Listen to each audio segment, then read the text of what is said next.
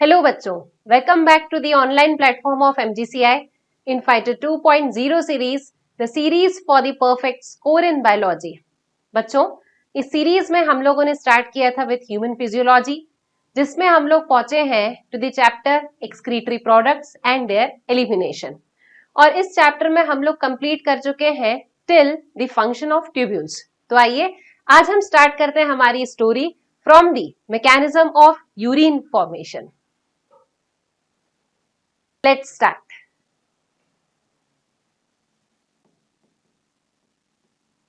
Mechanism of urine formation. Urine का formation कैसे होता है, यूरिन का कंसंट्रेशन कैसे किया जाता है, this is also called as counter current mechanism. क्या कहा जाता है इसे? Counter current mechanism.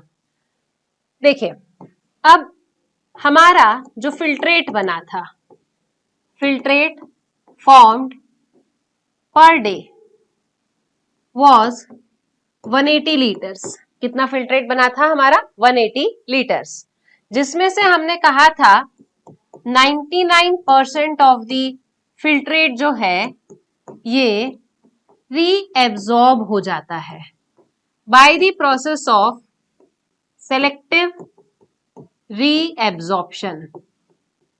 ये हमने देखा था, है ना। और कुछ चीजों का सिक्रीशन होता है, secretion of potassium, hydrogen, ammonia. और ये सिक्रीशन कहां होता है? Into the filtrate. कहां होता है ये सिक्रीशन? फिल्ट्रेट में, जिसके थ्रू फाइनली यूरिन का फॉर्मेशन होगा। तो 180 लीटर्स ऑफ फिल्ट्रेट बन गया, जिसमें से 99% फिल्ट्रेट जो है वो रीअब्सॉर्ब हो गया। तो वाटर भी रीअब्सॉर्ब हुआ होगा। इसका मतलब ये है, इससे हमने ये डिराइव किया that human urine is hypertonic in nature. Human urine किस नेचर की होती है? हाइपरटोनिक नेचर की होती है। और कौन बनाता है ह्यूमन यूरिन को hypertonic? Loop of Henley, loop of Henle and vasa रेक्टा plays a significant role in making urine hypertonic। Urine को हाइपरटोनिक बनाने में वासा रेक्टा और लूप ऑफ हेनले दोनों बहुत इंपॉर्टेंट रोल प्ले करते हैं। कैसे इंपॉर्टेंट रोल प्ले करते हैं?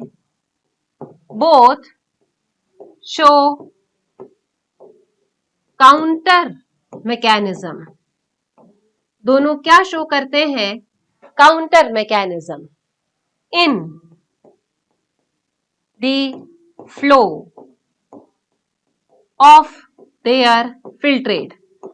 उनके फिल्ट्रेट के फ्लो में दोनों काउंटर मैकेनिज्म को शो करते हैं। अब देखते हैं कैसे दोनों काउंटर मैकेनिज्म शो कर रहे हैं। देखिए बच्चों, यहां चलिए नेफ्रॉन हम येलो कलर से बनाते हैं। तो ये मैंने बना दिया, this is our loop of Henle. ये क्या है हमारा? Loop of Henley.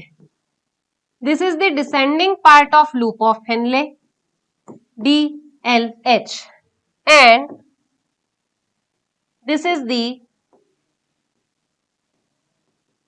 ascending part of loop of Henle। तो एक हो गया डिसेंडिंग पार्ट और दूसरा हो गया असेंडिंग पार्ट। इसके पैरेलल में प्रेजेंट है वासा रेक्टा। ये व्हाइट कलर से हमने क्या बना दिया यहां पर? दिस इज अवर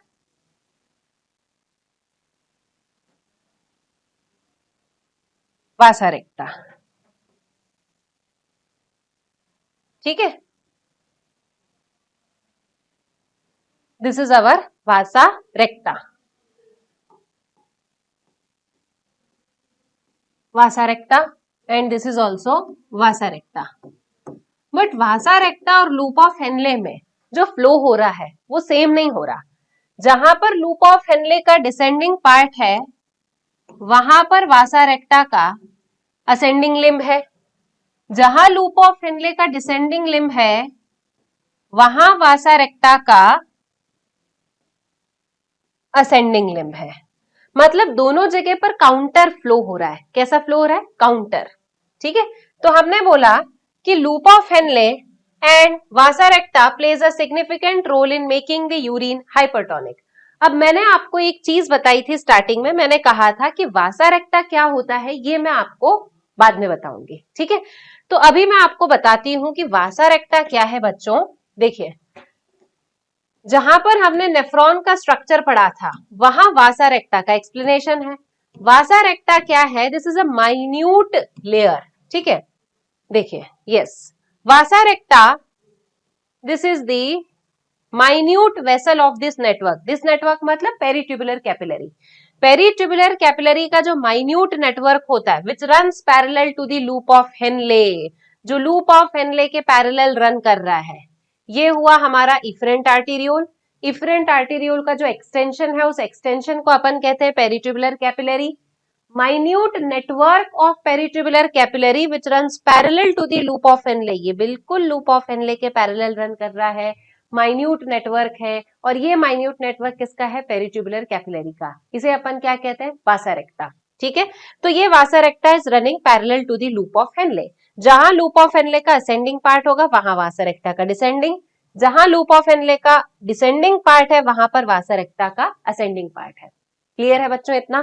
तो ये हमने देख लिया यहां पर कि vasa recta and loop of Henle both are parallel to each other, but दोनों में जो फ्लो है वो कैसा हो रहा है? ऑपोजिट फ्लो हो रहा है। ठीक है, देखिए, तो mammals have the ability to produce a concentrated urine, और इस कंसंट्रेटेड यूरिन के प्रोडक्शन में कौन हेल्प करता है? Loop of Henle and vasa रेक्टा। Clear, इतना मैंने आपको बताया है। अब आगे चलते हैं हम। फिर मैंने आपको एक चीज और बताई, the flow of filtrate in loop of Henle and vasa recta is opposite. The flow of filtrate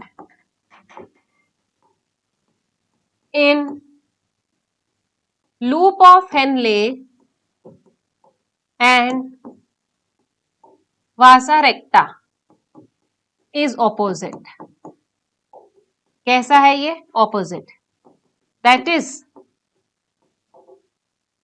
counter flow. कैसा फ्लो है इसका? काउंटर फ्लो है। तो इस हिसाब से अगर हम देखें यहां पर तो काउंटर करंट 3 जगह पर एग्जिस्ट होता है। Counter current exist in 3 places. कौन सी 3 प्लेसेस है वो? In between 2 limbs of loop of Henley, between 2 limbs of vasa recta and between loop of Henle, between loop of Henle and vasa recta। देखिए, यहां देखिए, देखो, एक तो काउंटर करंट हो गया ये वाला between the 2 limbs of loop of Henle, ये डिसेंडिंग है, ये असेंडिंग है। नेक्स्ट काउंटर करंट है between the 2 limbs of vasa रेक्टा, ये असेंडिंग है और ये डिसेंडिंग है। और तीसरा काउंटर करंट है in between the Vasa recta and loop of Henley. तो 3 जगह पर वासा रेक्टा, 3 जगह पर काउंटर करंट जो है वो एग्जिस्ट हो रहा है between the 2 limbs of loop of Henley, between the 2 limbs of vasa recta and between both the limbs of loop of Henle and vasa recta. तो 3 जगह पर काउंटर करंट एग्जिस्ट कर रहा है। क्लियर? अब इस काउंटर करंट की जरूरत क्या है और क्यों इसका हम इतना ज्यादा सिग्निफिकेंस बता रहे हैं? देखो, काउंटर करंट की जरूरत क्या होती है? Counter current is for making urine hypertonic. क्या जरूरत है? यूरिन को हाइपरटोनिक अगर हमें बनाना है तो काउंटर करंट की हमें जरूरत है। This is for maintaining the high osmolarity in inner medullary interstitium। हमें यूरिन को हाइपरटोनिक तो बनाना ही है, पर कैसे? Bye maintaining the high osmolarity in inner medullary interstitium. बिना ये काम किए हम यूरिन को हाइपरटोनिक नहीं बना सकते हैं। तो first significance of counter current is to make the high osmolarity in inner medullary interstitium. मतलब नेफ्रॉन के वो पार्ट जो मेड्यूला वाले रीजन में आ रहे हैं, उस मेड्यूला के इंटरस्टिशियम में हमें हाई ऑस्मोलैरिटी मेंटेन करके रखनी है। तो हाई ऑस्मोलैरिटी अगर मेंटेन करना है तो कौन करवाएगा? काउंटर करंट जो है वो मेंटेन करवाएगा। ठीक, तो high osmolarity in inner medullary interstitium that is from 300 मिलियोस्मोल्स पर लीटर इन कॉर्टेक्स टू 1200 मिलियोस्मोल्स पर लीटर इन मेड्यूला। कॉर्टेक्स में कितना कंसंट्रेशन मेंटेन करके रखा है अपन ने? 300। 300 से कितना मेंटेन करना है? 1200 मिलियोस्मोल्स पर लीटर का कंसंट्रेशन होना चाहिए इनर मेड्यूला में। ठीक है, और ये कंसंट्रेशन कौन मेंटेन करके रखवा रहा है? This high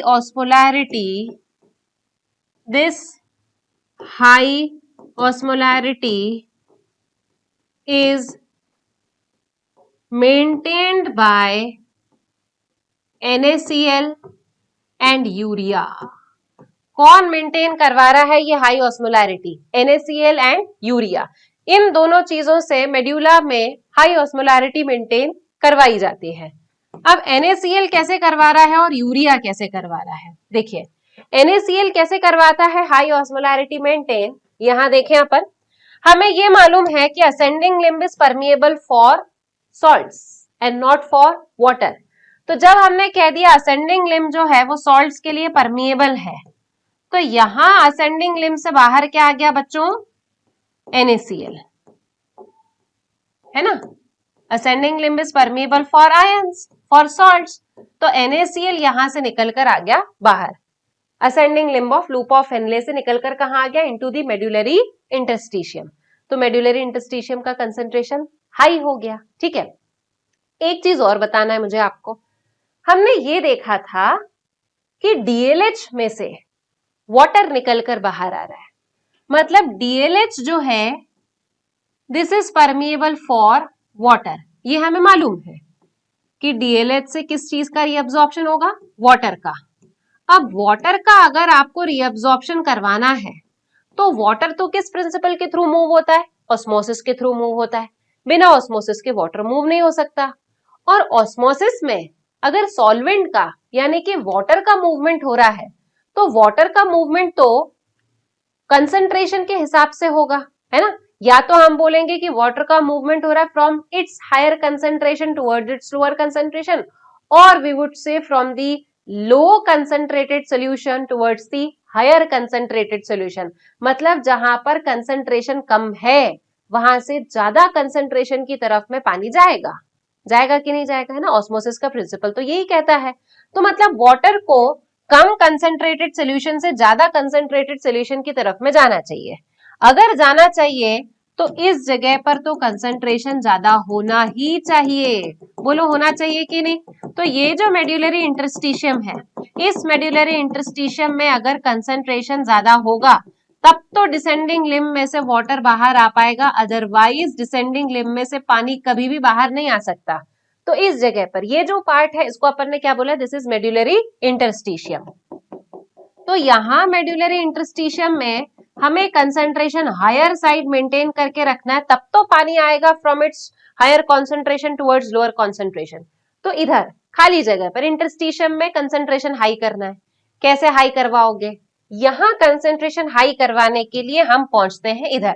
ascending limb is permeable for water, sorry, ascending limb is permeable for ions, तो आयंस असेंडिंग लिम्ब में से निकल गए and ions travelled into the descending limb of vasa recta.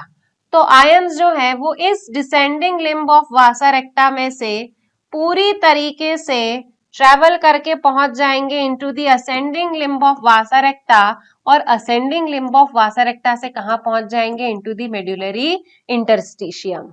तो आयंस जो थे सॉल्ट से वो असेंडिंग लिम्ब से बाहर निकले, असेंडिंग लिम्ब से पहुंच जाएंगे into the ascending limb descending limb of vasa recta, descending limb of vasa recta से फिर पहुंचेंगे into the ascending limb of vasa recta and from ascending limb to the medullary interstitium.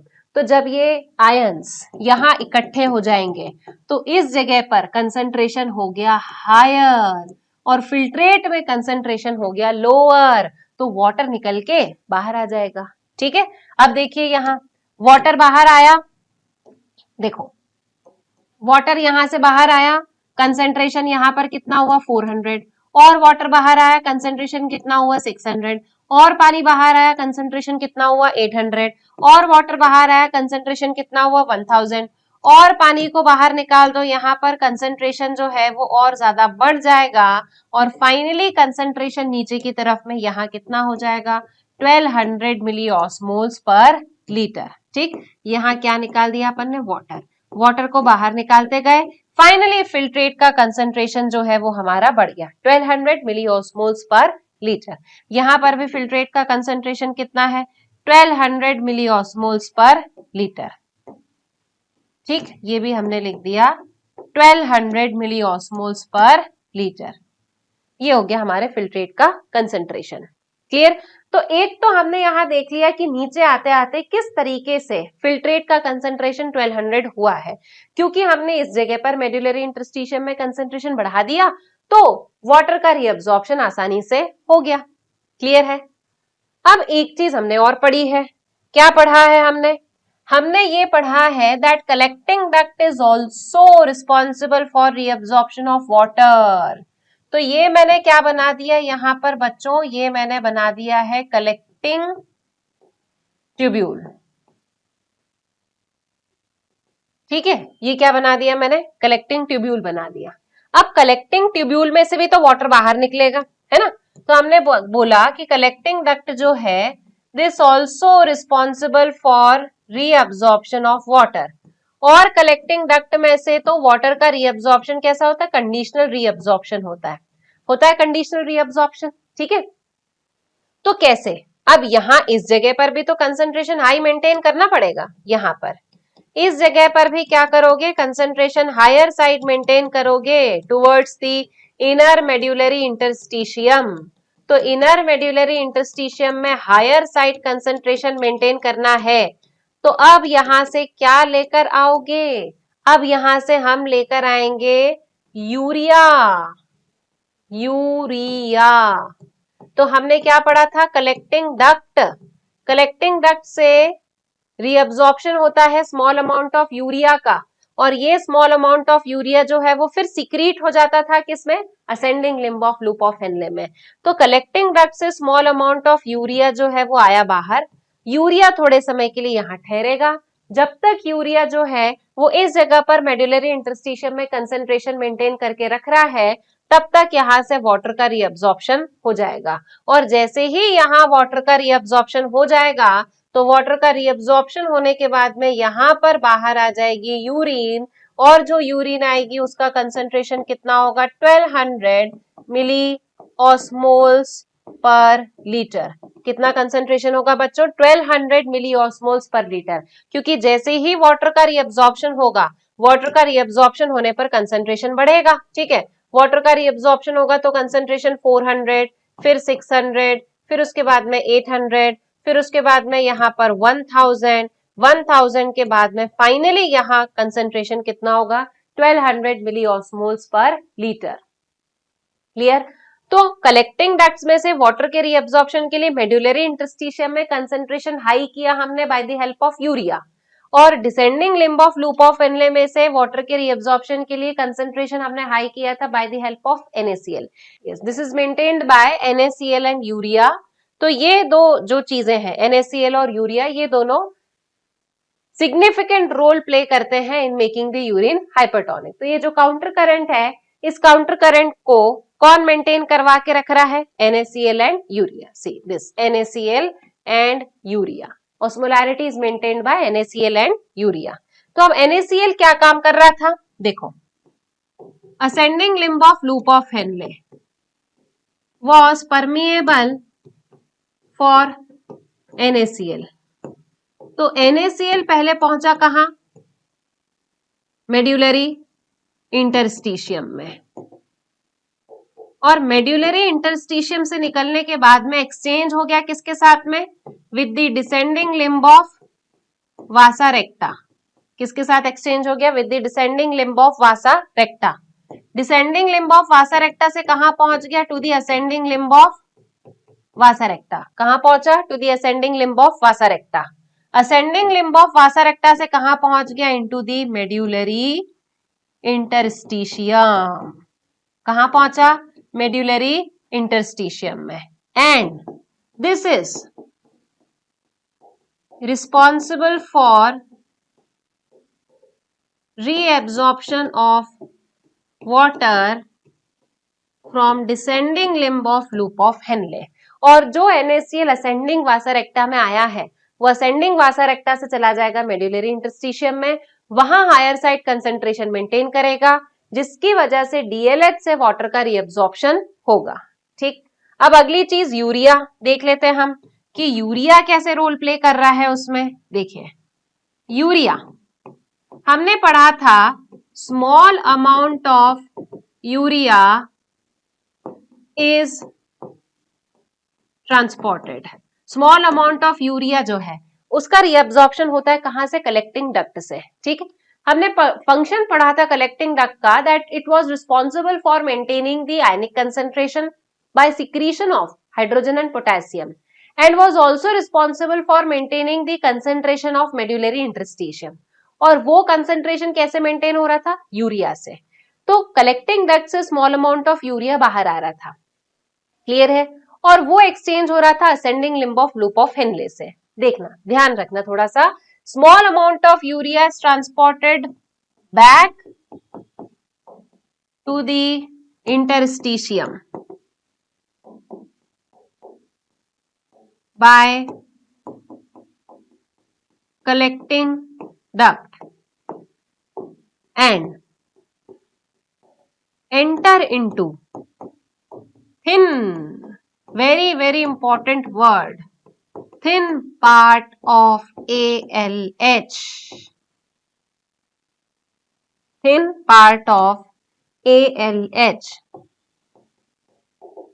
and it maintains the osmolarity in medulla, और इस तरीके से वो medulla में osmolarity को मेंटेन करके रखता है। देखो, यहां से हमने बोला कलेक्टिंग ट्यूब्यूल से स्मॉल अमाउंट ऑफ यूरिया बाहर आएगा। स्मॉल अमाउंट ऑफ यूरिया जैसे ही बाहर आएगा, इस मेड्यूलरी इंटरस्टिशियम का कंसेंट्रेशन हायर साइड हो गया, वाटर का रीअब्जॉर्प्शन हो गया from the collecting duct. Clear? अब क्या यूरिया यहां मेंटेन रखेंगे अपन? नहीं, ये जो यूरिया यहां पर था, इस यूरिया को हम कहां भेज देंगे? Into the ascending limb of loop of Henley. तो जो यूरिया मेड्यूलरी इंटरस्टिशियम में आया था, ये यूरिया वापस से किसका पार्ट बन गया है? थिन पार्ट ऑफ ALH का। ALH का जो थिन वाला हिस्सा होता है उसमें आ जाएगा, और यहां थिन वाले पार्ट से यूरिया घूमकर वापस कहां चला जाएगा? Into the collecting duct. तो यूरिया ALH में आया मेड्यूलरी इंटरस्टिशियम से, ALH से वापस किस में चला जाएगा? कलेक्टिंग डक्ट में। कलेक्टिंग डक्ट से ये जो यूरिया है वो वापस से मेड्यूलरी इंटरस्टिशियम में आ जाएगा, फिर यहां से ये यूरिया जो है वो वापस से ALH में चला जाएगा। तो ऐसे यूरिया जो है वो साइक्लिक फॉर्म में घूमता रहता है, पर इस साइक्लिक फॉर्म में घूमने के साथ साथ में यूरिया ने अपना काम भी कर दिया। क्या काम कर दिया यूरिया ने? यूरिया का काम था मेड्यूलरी इंटरस्टिशियम में कंसंट्रेशन को मेंटेन करना, कर दिया, कंसंट्रेशन मेंटेन हुआ और वाटर का रीअब्जॉर्प्शन सक्सेसफुल हो गया from the collecting tubule. Clear है? तो फाइनली जब हमने देखा कि वाटर का रीअब्जॉर्प्शन हो गया, तब यूरिन कितनी कैसी कंसंट्रेटेड हुई है? Urine is hypertonic with concentration 1200 milli osmoles per litre. Clear है बच्चों इतना? ठीक है, तो ये कंप्लीट हो गया हमारा काउंटर करंट मैकेनिज्म। क्या कंप्लीट किया हमने? Counter current mechanism. देखें हम इसे एनसीईआरटी क्या कहती है इसके बारे में। देखिए, yes, mammals have the ability to produce a concentrated urine and the loop of Henle and Vasarecta plays a significant role in this. The flow of filtrate in the two limbs of Henle loop is in opposite direction. पहला counter current हो गया and thus forms the counter current. Clear? The flow of blood through the two limbs of Vasarecta. Vasarecta के दोनों limbs से जो blood flow होता है वो भी opposite direction में होता है, is also in a counter current pattern. तो दूसरा काउंटर करंट कहाँ है? टू limbs of Vasarecta के बीच में. The proximity between the Henle loop and Vasarecta as well as the counter current in them helps in maintaining an increasing osmolarity towards the inner medullary interstitium. Vasarecta और loop of Henle के बीच में जो proximity है, close proximity है, that close proximity is responsible for maintaining the high osmolarity in the inner medulla. और difference कितना है cortex और मेड्यूला के कंसेंट्रेशन में? 4 गुना डिफरेंस है। 300 मिली ऑस्मोल्स से 1200 मिली ऑस्मोल्स पर लीटर का कंसेंट्रेशन का डिफरेंस है। That is from 300 milliosmoles in the cortex to about 1200 milli osmoles in the inner medulla. ये ग्रेडियंट जो है वो मेनली बनाया जाता है बाय NaCl एंड यूरिया। ठीक है, NaCl is transported by the ascending limb of Henle loop, which is exchanged with the descending limb of Vasarecta. NaCl का जो ट्रांसपोर्टेशन हो रहा है ascending limb से कहाँ चला जाता है? into the descending limb of Vasarecta. तो ये ascending limb से NaCl बाहर आया और ये बाहर आने के बाद में किसके साथ एक्सचेंज हो गया? with the descending limb of Vasarecta. NaCl exchange with the descending limb of Vasarecta. NaCl exchange with the descending limb of Vasarecta. मैंने दोनों को पैरेलल बना दिया है और एनसीईआरटी में साइडवेज में दिया हुआ है। तो ये NaCl बाहर आएगा, exchange with the descending limb of Vasarecta. Clear? अब ये Vasarecta के descending limb से होते हुए कहाँ चला जाएगा? into the ascending limb of Vasarecta. और फाइनली यहाँ देखिए ascending limb में से निकलकर कहाँ आ जाएगा? ये बाहर आ गया। और जब ये ascending limb में से निकलकर बाहर आया तब यहां से वाटर का रीअब्जॉर्प्शन जो है वो हो पाएगा। क्लियर है? तो यहां नीचे से वाटर का रीअब्जॉर्प्शन हो जाएगा। कंसंट्रेशन देखिए 400, 600, 800, 1000 और नीचे आते आते 1200। क्लियर है बच्चों इतना? ठीक है, तो जैसे जैसे असेंडिंग लिम्ब में से NaCl निकला, NaCl जो है वो एक्सचेंज हो जाता है with the descending limb of vasa recta. Descending limb of vasa recta से पहुंचेगा असेंडिंग लिम्ब में, असेंडिंग लिम्ब से दोबारा पहुंच जाएगा into the medullary interstitium. By this NaCl the water is reabsorbed from the descending limb of loop of Henle. Clear?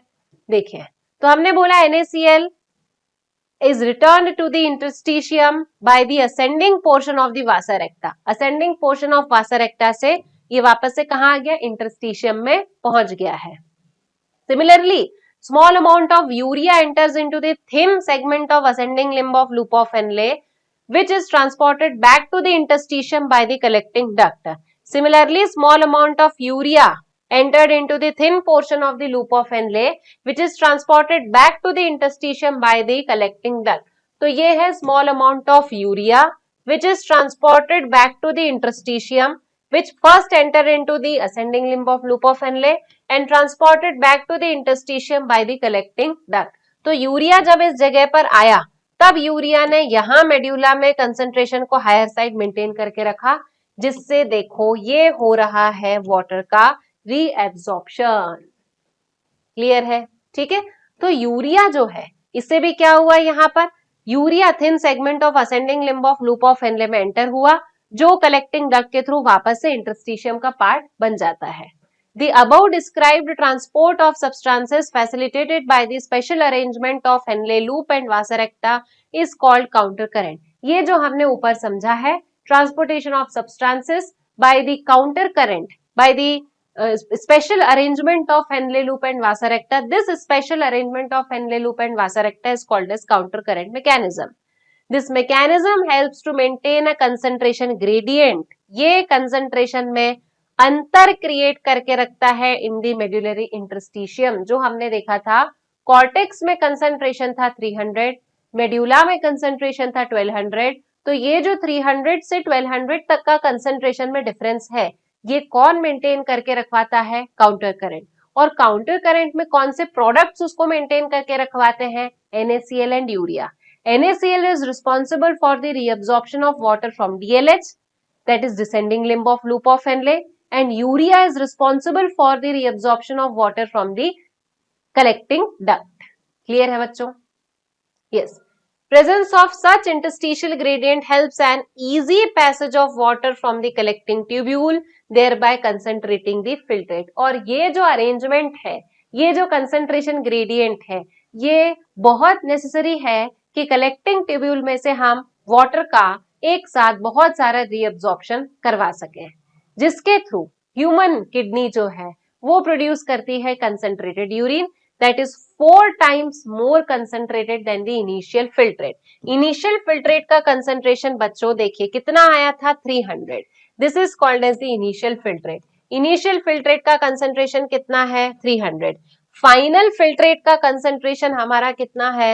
Final filtrate का concentration है बच्चों हमारा 1200 मिली ऑस्मोल्स पर लीटर। यहां पर फिल्ट्रेट का कंसंट्रेशन कितना होगा? 1200 मिली ऑस्मोल्स पर लीटर। तो 1200 अगर है तो क्या कहेंगे हम? This is 4 times more concentrated than the initial filtrate. किसका ज्यादा कंसंट्रेशन है? 4 times more concentrated than the initial filtrate. Clear है बच्चों? ठीक, तो ये हमने कंप्लीट किया है यहाँ पर mechanism of urine formation, that is mechanism of concentration of urine through counter current mechanism. अब देखते हैं हम regulation of kidney function. Kidney अपने आप के फंक्शन का रेगुलेशन कैसे करवाती है? Regulation of kidney function. Clear है? चलिए let's start with the next topic.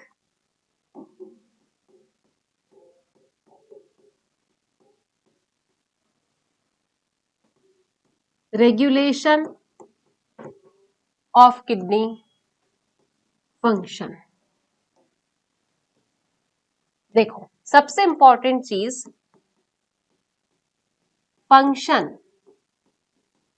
Of kidney is regulated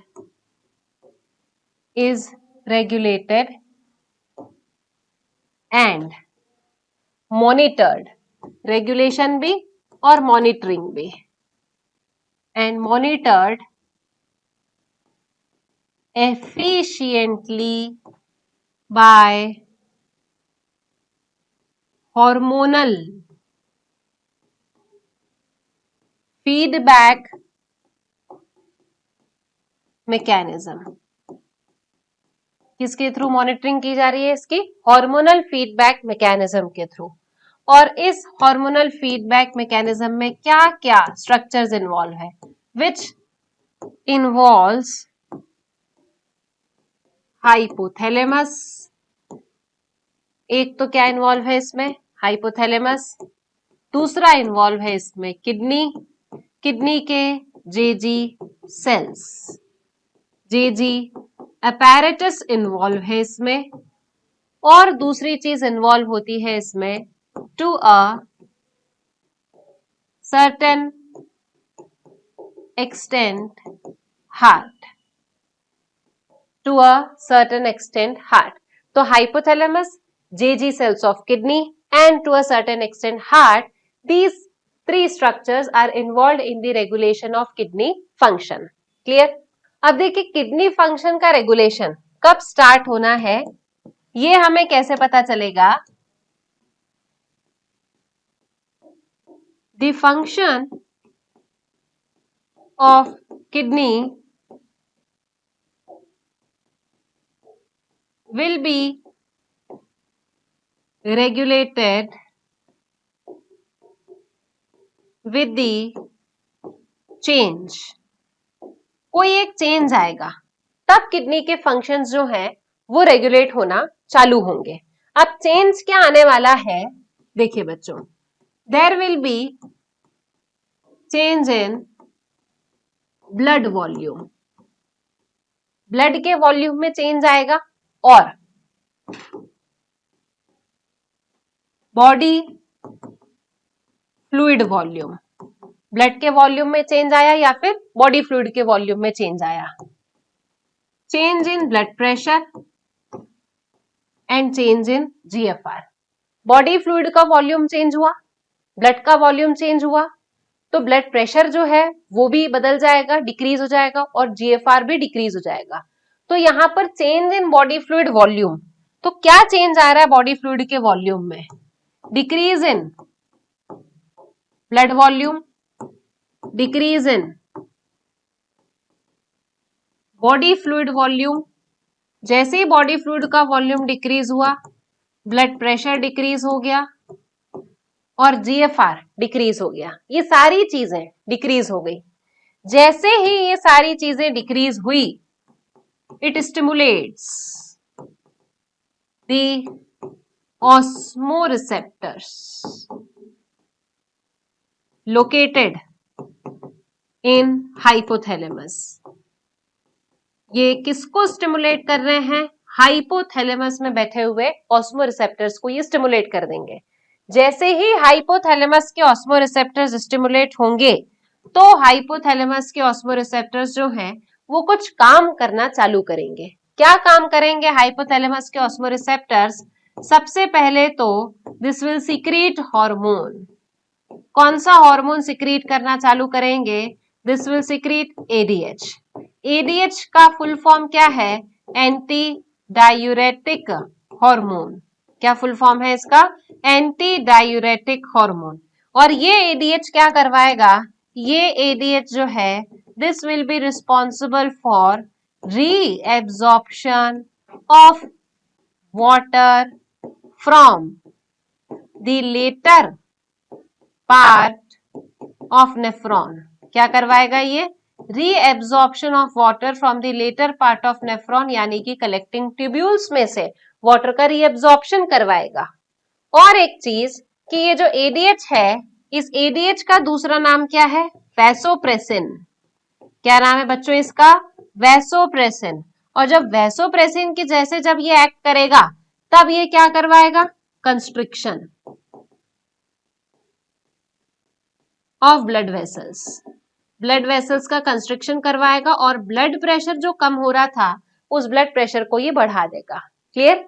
तो एक तो हाइपोथैलेमस के ऑस्मोरिसेप्टर्स ने स्टिमुलेट होकर क्या काम किया है? यहाँ पर एडीएच का सिक्रीशन करवा दिया, और एडीएच जैसे ही सीक्रेट होगा कलेक्टिंग ट्यूब्यूल्स पर एक्ट करेगा, वहां से होगा बहुत सारे वाटर का रीअब्जॉर्प्शन। ठीक, वाटर का रीअब्जॉर्प्शन हो गया, ब्लड का वॉल्यूम बढ़ा, बॉडी फ्लूइड का वॉल्यूम बढ़ गया, वॉल्यूम बढ़ा तो प्रेशर में चेंज आ गया। अल्टीमेटली जीएफआर जो कम हो रहा था उसे हमने बढ़ा दिया। और क्या किया हमने?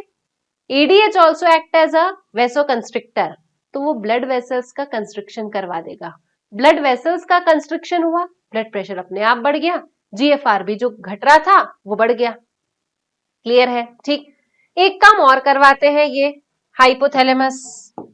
हाइपोथैलेमस ऑल्सो इनिशिएट्स अवर थर्स्ट सेंटर।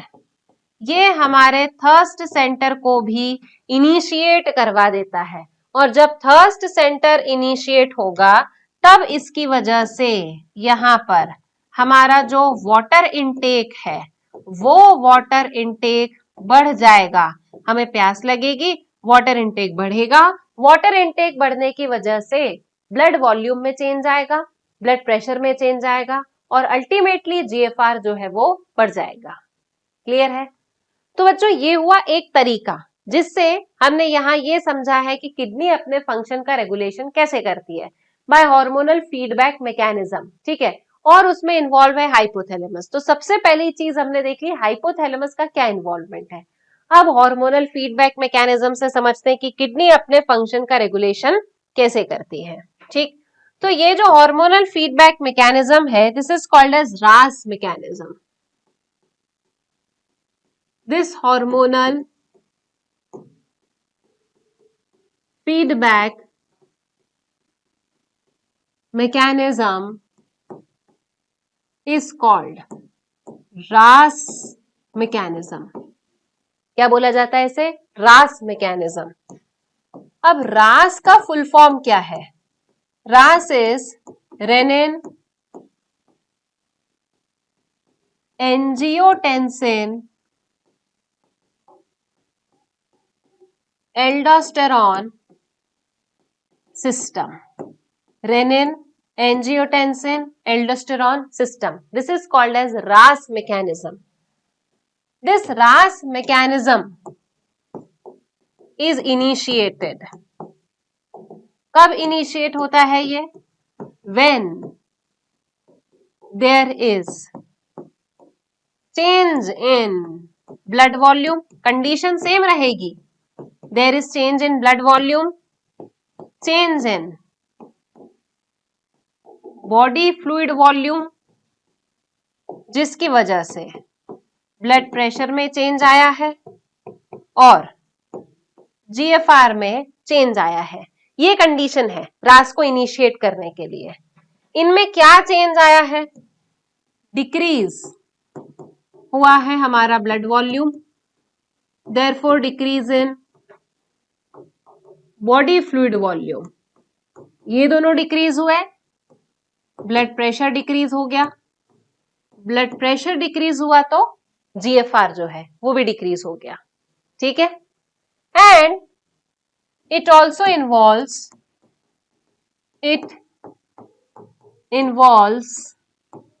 जी apparatus, juxtaglomerular apparatus।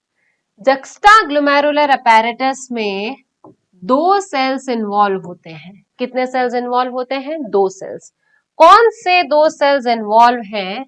एक तो हो जाएंगे इसमें जेजी सेल्स इन एफरेंट आर्टीरियोल। ये लर्न करना है बच्चों, इंपॉर्टेंट है। juxtaglomerular apparatus has 2 cells, JG cells present in efferent arteriole and macula densa cells present in DCT। ठीक है, macula densa cells present in DCT। The close proximity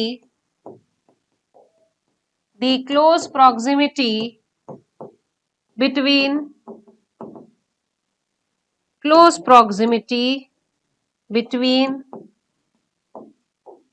the JG cells of efferent arteriole and macula densa of DCT forms juxtaglomerular apparatus। क्या बनाता है ये? juxtaglomerular apparatus। Clear? तो जैसे ही हमारी body में बॉडी फ्लूइड का वॉल्यूम कम हुआ, ब्लड प्रेशर कम हुआ, जीएफआर कम हुआ, तो यहां पर अब जो है वो स्टिमुलेट हो जाएंगे हमारा जेजी apparatus। This will stimulate our JG apparatus। अब JG apparatus काम करना चालू करेगा। क्या काम करेगा? बहुत ही इंटरेस्टिंग मैकेनिज्म है बच्चों, ये ध्यान से इसको समझिएगा। हाँ, तो हमने बोला JG apparatus stimulated। JG apparatus क्या हुआ? स्टिमुलेट हो गया। जैसे ही JG apparatus स्टिमुलेट हुआ, तब यहां जो जेजी सेल्स थे, जेजी सेल्स कहां प्रेजेंट थे? एफरेंट आर्टीरियोल में। JG cells present in afferent arteriole, the secretes renin. क्या सिक्रीट किया इन्होंने? रेनिन सिक्रीट किया। जैसे change in body fluid volume आया, ब्लड वॉल्यूम में चेंज आया, तो जेजी सेल्स जल्दी से स्टिमुलेट हो गए। जेजी सेल्स ने इस स्टिमुलेशन के अगेंस्ट में सिक्रीट किया क्या? Renin. Renin is a hormone. Renin जैसे ही आया तो ये रेनिन जो है वो एक कन्वर्जन करवाता है। This renin is responsible for the conversion of angiotensinogen into angiotensin angiotensin first. ये क्या करवा रहा है? एंजियोटेंसिनोजन को एंजियोटेंसिन फर्स्ट में कन्वर्ट करवा रहा है। दिस एंजियोटेंसिनोजन इज इनएक्टिव और रेनिन की प्रेजेंस में ये एंजियोटेंसिन 1 में कन्वर्ट हो जाएगा। एंजियो मतलब आर्टरी, टेंसिन मतलब टेंस, प्रेशर, तो ये कहीं ना कहीं कुछ ना कुछ प्रेशर लगाने वाला होगा, है ना। देखें आगे, तो angiotensinogen is converted into angiotensin first by the help of renin. और यहां पर ये जो एंजियोटेंसिन फर्स्ट है ये कन्वर्ट हो जाएगा किसमें? एंजियोटेंसिन सेकेंड में। किसमें कन्वर्ट हो गया ये? एंजियोटेंसिन सेकेंड में। अब जो भी काम होगा वो काम किसके द्वारा होगा? एंजियोटेंसिन सेकेंड के द्वारा होगा। फर्स्ट का काम खत्म हो गया, वो तो कन्वर्ट हो गया, जो काम करेगा वो कौन करेगा? Angiotensin second. तो सबसे पहले तो हम ये देखिए कि एंजियोटेंसिन सेकेंड नाम क्यों रखा है? Because angiotensin second is a powerful vasoconstrictor. क्या है ये? पावरफुल वैसोकंस्ट्रिक्टर है ये। तो ये तेजी से ब्लड वेसल्स को क्या करेगा? कंस्ट्रिक्ट कर देगा। जैसे ही ब्लड वेसल्स कंस्ट्रिक्ट हुई, ब्लड वेसल्स के कंस्ट्रिक्ट होने पर ब्लड प्रेशर बढ़ गया, जो जीएफआर कम हो रहा था वो जीएफआर बढ़ गया, अल्टीमेटली जो अपने किडनी का फंक्शन था वो रेगुलेट हो गया। ठीक है, अब अगला काम क्या कर रहा है ये angiotensin second? This angiotensin second stimulate, किसी चीज को तो स्टिमुलेट कर रहा है ये, स्टिमुलेट एड्रीनल कॉर्टेक्स। किसको स्टिमुलेट कर रहा है ये? एड्रीनल कॉर्टेक्स को। और बदले में क्या प्रोड्यूस करवाएगा? अब एड्रीनल कॉर्टेक्स प्रोड्यूस करवाएगा, दिस विल सिक्रीट मिनरेलोकॉर्टिकॉइड। क्या सिक्रीट होगा? Mineralocorticoid. Most common mineralocorticoid is aldosterone. Aldosterone किस पर एक्ट करेगा? Act on DCT. डीसीटी क्या करवाएगा? डीसीटी यहां पर करवाएगा रीएब्जॉर्प्शन। क्या करवाएगा ये? रीएब्जॉर्प्शन। किसका? NaCl एंड वाटर, सॉल्ट का और वाटर का। तो सॉल्ट और वाटर दोनों जब रीअब्सॉर्ब हो जाएंगे तब क्या होगा? अल्टीमेटली ब्लड प्रेशर बढ़ गया, ब्लड प्रेशर की बढ़ने से जीएफआर बढ़ गया। क्लियर? अल्टीमेट गोल यही था हमारा, ब्लड प्रेशर बढ़ाना और जीएफआर बढ़ाना। हो गया वो। ठीक है, तीसरा काम क्या किया जाएगा एंजियोटेंसिन सेकेंड के द्वारा? This will stimulate hypothalamus. जो पुराना फंक्शन हमने देखा था, हाइपोथैलेमस को स्टिमुलेट करेगा, थर्स्ट सेंटर को एक्टिवेट करेगा और सिक्रीट करवाएगा एडीएच। ठीक है, तो ये तो हाइपोथैलेमस का काम हो गया। तो हाइपोथैलेमस से इसने क्या करवाया? ब्लड का वॉल्यूम जो था वो भी बढ़वाया, बॉडी फ्लूइड का वॉल्यूम जो था वो भी बढ़वाया, है ना। पानी पिया हमने, पानी पीने की वजह से प्लाज्मा बढ़ा, ब्लड का वॉल्यूम बढ़ गया, बॉडी फ्लूइड का वॉल्यूम बढ़ गया। जैसे ही बॉडी फ्लूइड का वॉल्यूम बढ़ेगा ब्लड प्रेशर बढ़ गया और जीएफआर जो है वो भी बढ़ गया। तो मतलब किडनी ने अपने आप अपने फंक्शन का रेगुलेशन तो कर लिया, है ना। तो किडनी का फंक्शन जो है वो खुद ही रेगुलेट कर लेती है, सेल्फ रेगुलेशन होता है उसमें। ठीक है, bye the help of hypothalamus, G cells which are present in the G apparatus and to certain extent heart। दो चीजों का तो इन्वॉल्वमेंट हमने देख लिया, हार्ट का क्या रोल है वो अब देखते हैं अपन। देखें हार्ट का क्या रोल है यहां पर। जैसे हमने बोला कि रास मैकेनिज्म इनिशिएट हुआ तो ब्लड प्रेशर बढ़ा और जीएफआर जो है वो बढ़ गया। अगर ऐसे ब्लड प्रेशर बढ़ता ही रहेगा तो हार्ट पर लोड पड़ेगा। ब्लड प्रेशर बढ़ना बहुत अच्छी बात तो नहीं है, हार्ट परेशान होगा उससे। तो अब हार्ट को अपनी परेशानी दूर करने के लिए खुद ही काम करना पड़ेगा। ठीक, तो अब यहां पर इन्वॉल्वमेंट होगा हार्ट का। हार्ट में जो एट्रिया होते हैं, ये एट्रिया सिक्रीट करेगा एक hormone ANF। ANF stands for atrial natriuretic factor, क्या नाम है इसका? Atrial natriuretic factor. This atrial natriuretic factor is a vasodilator. क्या है ये? वैसोडाइलेटर है। ये क्या करेगा? Dilates the blood vessel, blood vessel को डायलेट करेगा, ब्लड प्रेशर जो बढ़ रहा था उसको कम कर देगा, जीएफआर जो बढ़ रहा था उसको कम कर देगा, कम करके नॉर्मलाइज करवा देगा। ठीक है, ये तो एक काम हो गया। दूसरा काम, एएनएफ स्टिमुलेट्स नाइट्रियूरेसिस। नाइट्रियूरेसिस मतलब क्या होता है? Loss of water, oh sorry, loss of ions with urine. Urine के साथ में आयंस को लूज करना, ये क्या होता है? नाइट्रियूरेसिस। तो ये आयंस को भी लूज कर देगा। आयंस को लूज करने की वजह से जो ब्लड प्रेशर बढ़ रहा था, ये ब्लड प्रेशर कम, अल्टीमेटली जीएफआर जो है वो भी कम, मतलब ये सारी चीजें क्या हो गई? नॉर्मल हो गई। क्लियर है बच्चों इतना? ठीक है, तो ये हमने देख लिया यहां पर कि किस तरीके से किडनी ने अपने फंक्शन का रेगुलेशन किया। एक बार इसे एनसीईआरटी से भी देख ले।